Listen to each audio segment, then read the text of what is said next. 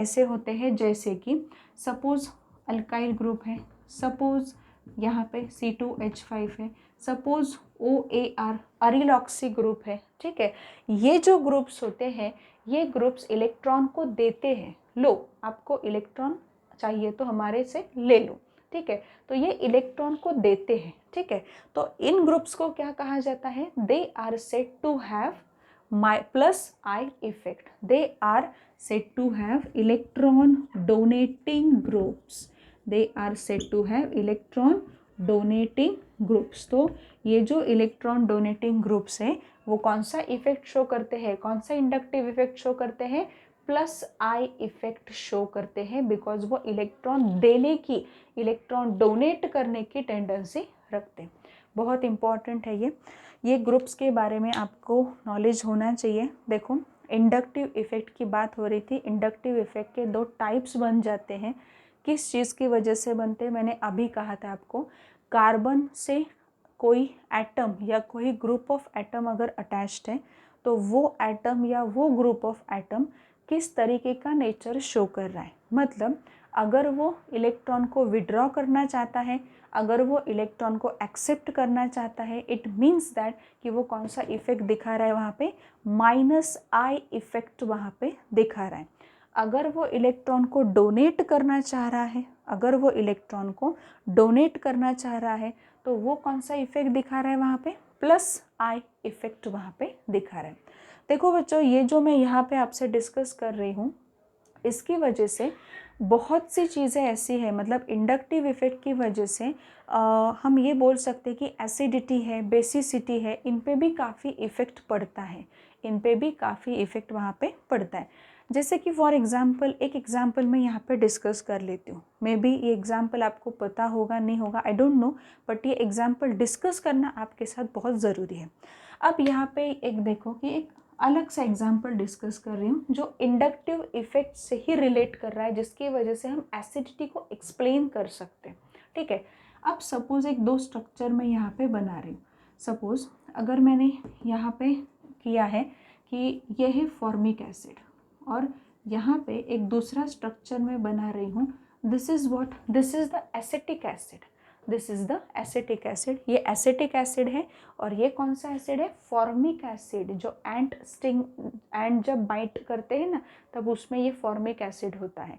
तो ये इम्पॉर्टेंट है हमारे लिए कि इंडक्टिव इफेक्ट से हम एक्सप्लेन करें कि इसकी एसिडिटी दोनों में से कौन ज़्यादा एसिडिक होगा या कौन कम एसिडिक होगा। ठीक है, चलो पहले ये समझ लेते हैं यहाँ पे कि एसिडिक नेचर कौन शो करता है। एसिडिक नेचर वही शो करता है सब्सटेंस जो सब्सटेंस सॉल्यूशन में H+ आयन जल्दी से दे दे, जल्दी से H+ आयन दे दे।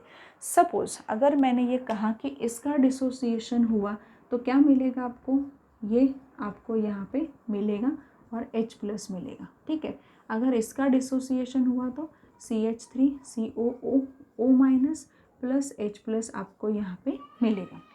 अब आप यहाँ पे देखो कि ये फॉर्मेट आयन फॉर्म हुआ है, ये एसीटेट आयन फॉर्म हुआ है अलोंग विथ H+ ईच। ठीक है, H+ का फॉर्मेशन हुआ है, मतलब दोनों भी एसिड है, but we have to compare that which one is the strongest acid amongst two. ठीक है, और वो भी इंडक्टिव इफेक्ट से एक्सप्लेन करना है। काफ़ी सिंपल है, ये आपके टेक्स्ट बुक में 11 की टेक्स्ट बुक में नहीं है, बट जैसे ही आप +I के बारे में पढ़ते हो, इंडक्टिव के बारे में पढ़ते हो, you have to have this knowledge. ठीक है, सो अगर यहाँ पे मैं बोलूँ कि ये जो आपका अनायन फॉर्म हुआ है, ये अनायन थोड़ा सा स्टेबल वहाँ पे होना चाहिए। ठीक है, अगर मैं यहाँ पे बात करूँ तो यहाँ पे ये जो C∪O है, इसके लेफ्ट साइड में आपको सिर्फ हाइड्रोजन दिखाई दे रहा है। यहाँ पे अगर मैं बात करूँ तो C∪H के लेफ्ट साइड में आपको CH3 दिखाई दे रहा है। क्या दिखाई दे रहा है यहाँ पे, CH3 दिखाई दे रहा है। अब आप यहाँ पे देखो कि सपोज मैंने यहाँ पे लिखा है, यहाँ पे नीचे लिख रही हूँ, ये जो फॉर्मेट आयन यहाँ पे मैंने ड्रॉ किया है और यहाँ पे है एसीटेट आयन की हम बात कर रहे हैं। तो इन दोनों में से अगर हम ये बोले कि हाइड्रोजन तो कोई ऐसा ग्रुप नहीं है कि जो इलेक्ट्रॉन को दे रहा है या पुश कर रहा है, ऐसा कुछ भी नहीं है। बट अगर हम CH3 की बात करें तो just now we have discussed कि CH3 कहाँ पे आ रहा है, प्लस आई इफेक्ट देने वाले ग्रुप में से वो एक है, प्लस आई इफेक्ट देने वाले ग्रुप में से एक है। मतलब वो कौन सी टेंडेंसी रखता है, वो टेंडेंसी वहाँ पे रख रहा है कौन सी, इलेक्ट्रॉन को देने की, इलेक्ट्रॉन को देने की टेंडेंसी रख रहा है। अब आप थोड़ा सा यहाँ से सोचो कि अगर CH3, अगर यहाँ पे CH3 ने इलेक्ट्रॉन दे दिए तो वो कहाँ पे आ जाएंगे, कार्बन, और फिर वहाँ पे वो आगे पास हो जाएंगे ऑक्सीजन की तरफ।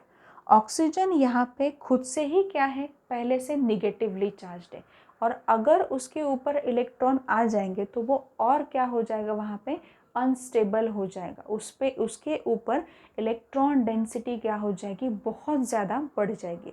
सो उस वजह से ये अनायन जो है ये स्टेबल नेचर आपको नहीं दिखाएगा, ये अनायन आपको स्टेबल नेचर दिखाएगा। और उस वजह से ये कहा जाता है कि formic acid is more acidic then acetic acid, formic acid is more acidic then acetic acid. ठीक है, ये समझ में आ रहा है। ये कोई टेक्स्ट बुक का पार्ट नहीं है, बट आपको ये पता होना चाहिए, इसलिए मैंने आपको बता दिया। सो इंडक्टिव इफेक्ट के बारे में होपफुली आपको ये समझ में आया होगा कि इंडक्टिव इफेक्ट एग्जैक्टली क्या होता है, इंडक्टिव इफेक्ट में क्या क्या हम देख रहे हैं। इंडक्टिव इफेक्ट कहाँ पे दिखाई देता है, एक तो सिंगल बॉन्ड में, मतलब सिग्मा बॉन्ड में दिखाई देता है। ठीक है, पोलर मॉलिक्यूल अगर वहाँ पे है तो वो पोलैरिटी जनरेट होके एडजेसेंट कार्बन पे भी उसका इफेक्ट दिखाई देता है। It is nothing but inductive effect. Plus I minus I effect क्या होते हैं, प्लस आई मतलब इलेक्ट्रॉन डोनेटिंग ग्रुप्स जो है, जैसे बेसिकली अल्कोक्सी ग्रुप, अरिलॉक्सी ग्रुप जो है वो क्या करते हैं, इलेक्ट्रॉन डोनेट करने की टेंडेंसी रखते हैं। So they are said to be, वहाँ पे हम बोल सकते हैं कि गिविंग प्लस आई इफेक्ट। ठीक है, माइनस आई इफेक्ट कौन दे रहा है, अगर कार्बन से NO2 अटैच है, अगर CN में भी अटैच्ड है, अगर COOH अटैच्ड है, अगर OH अटैच्ड है, अगर COOR अटैच्ड है, तो ये ग्रुप जो है ये इलेक्ट्रॉन विड्रॉ करने की टेंडेंसी रखते हैं। तो at that particular time they have said to possess minus I effect, they are said to possess minus I effect. So this is all about inductive effect. अब देखो यहाँ पे और एक एग्जाम्पल मैं एक्सप्लेन कर देती हूँ to have better understanding of inductive effect. ठीक है, यहाँ पे 3 ऑर्गेनिक मॉलिक्यूल मैंने यहाँ पे फॉर्मूला लिखा है आपके सामने, स्ट्रक्चर्स ड्रॉ नहीं किए, जस्ट यहाँ पे लिखा है इस तरीके से। अब यहाँ पे अगर आप देखो तो ये क्लोरोप्रोपेन है। ठीक है, यहाँ पे ब्रोमोप्रोपेन है, आइडोप्रोपेन है। ठीक है, तीनों के तीनों इसमें अगर आप देखो तो ये तो आपकी कार्बन चेन जो है, पेरेंट चेन जिसे कहा जाता है, ये तो सेम है। ठीक है, बट डिफरेंस कहाँ पे मिल रहा है, डिफरेंस मिल रहा है क्लोरीन, ब्रोमीन, आयोडीन, यहाँ पे डिफरेंस आपको मिल रहा है। अब अगर हम यहाँ पे देखते हैं तो यहाँ पे हमें ये चीज़ समझ में आनी चाहिए कि इंडक्टिव इफ़ेक्ट कहाँ पे ज़्यादा होगा, कहाँ पे कम होगा। ये देखने के लिए ना ही हमें कार्बन की चेन पे फोकस करना चाहिए, हमें फोकस करना चाहिए ये जो अटैच्ड हेलोजन्स है ना, उन पे फोकस करना चाहिए।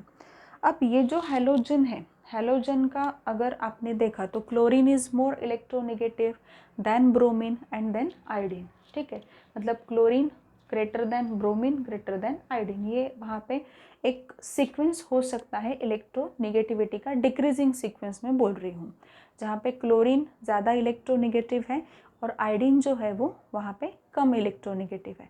तो हम किस बेसिस पे इसे बोलेंगे यहाँ पे कि क्लोरोप्रोपेन, ब्रोमोप्रोपेन और आइडोप्रोपेन में वहाँ पे तीनों ग्रुप्स जो यहाँ पे दिखाई दे रहे हैं वो कॉमन इसमें क्या है, ये माइनस आई इफेक्ट दिखाते हैं। ये कौन सा इफेक्ट दिखाते हैं, minus I effect. X minus x जो है ना, मतलब उसमें क्लोरीन, ब्रोमीन, आयोडीन ये आ जाते हैं, ये माइनस आई इफेक्ट दिखाते हैं। मतलब these groups are said to be electron withdrawing groups. these groups are said to be electron withdrawing, मतलब इलेक्ट्रॉन खींचने वाले, खुद की तरफ इलेक्ट्रॉन को एक्सेप्ट करने वाले ये ग्रुप्स है। तो इन ग्रुप्स को अगर आप देखो तो कॉमन ये है कि माइनस आई इफेक्ट है, बट तीनों की इलेक्ट्रोनेगेटिविटी डिफरेंट है। तीनों की इलेक्ट्रोनेगेटिविटी क्या है, डिफरेंट है। सो ये जो यहाँ पे इलेक्ट्रोनेगेटिविटी अगर डिफरेंट है तो हम ये सीधे से बोल सकते हैं कि यहाँ पे सबसे ज़्यादा माइनस आई इफेक्ट कौन दिखाएगा, सबसे ज़्यादा minus inductive effect, negative inductive effect कौन दिखाएगा, जो ज़्यादा इलेक्ट्रोनेगेटिव होगा, जो ज़्यादा से ज़्यादा इलेक्ट्रॉन खुद की तरफ खींचने की कोशिश करेगा, which is chloropropane.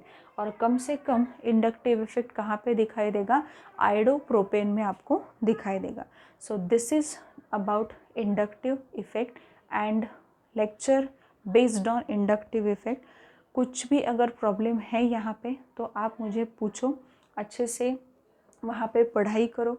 Inductive effect 11th में पढ़ चुके हो, जनरल ऑर्गेनिक केमिस्ट्री का बहुत इंपॉर्टेंट टॉपिक है इलेक्ट्रॉनिक इफेक्ट्स में इंडक्टिव इफेक्ट। तो इंडक्टिव इफेक्ट के कुछ एग्जाम्पल्स में देने की कोशिश आपको करूँगी, बट बेसिकली जो भी आप वहाँ पे ऑब्जेक्टिव की तैयारी करो तो पहले थियोरी पार्ट आपका बहुत अच्छे से होना चाहिए। इन दोनों एग्जाम्पल में से हमें क्या देखना है, यहाँ पे दोनों एग्जाम्पल में से क्या इम्पोर्टेंट है कि जो भी वहाँ पे अनायन प्रिपेयर हो रहा है, whether it is format ion, whether it is acetate ion, दोनों की स्टेबिलिटी के बारे में हमें डिस्कस करना पड़ेगा। और अगर दोनों स्टेबिलिटी के बारे में एक बार डिस्कस हो गया तो एसिडिटी अपने आप क्या कर सकते हो, वहाँ पे देख सकते हो कि दोनों में से कौन ज़्यादा एसिडिक या बेसिक होगा।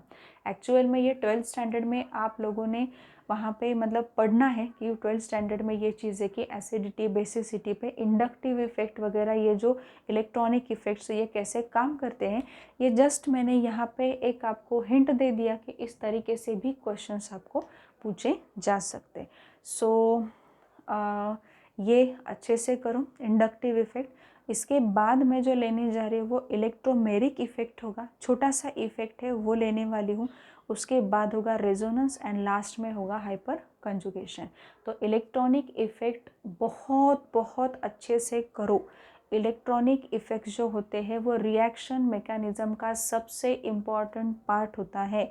रिएक्शन कैसे प्रोसीड होगी, रिएक्शन मैकेनिज़्म में कौन कौन से स्टेप कैसे कैसे आगे बढ़ेंगे, ये अगर समझना है, ऑर्गेनिक को बहुत अच्छे से समझना है, तो ये इलेक्ट्रॉनिक इफेक्ट्स को बहुत अच्छे से फोकस करना ज़रूरी होगा।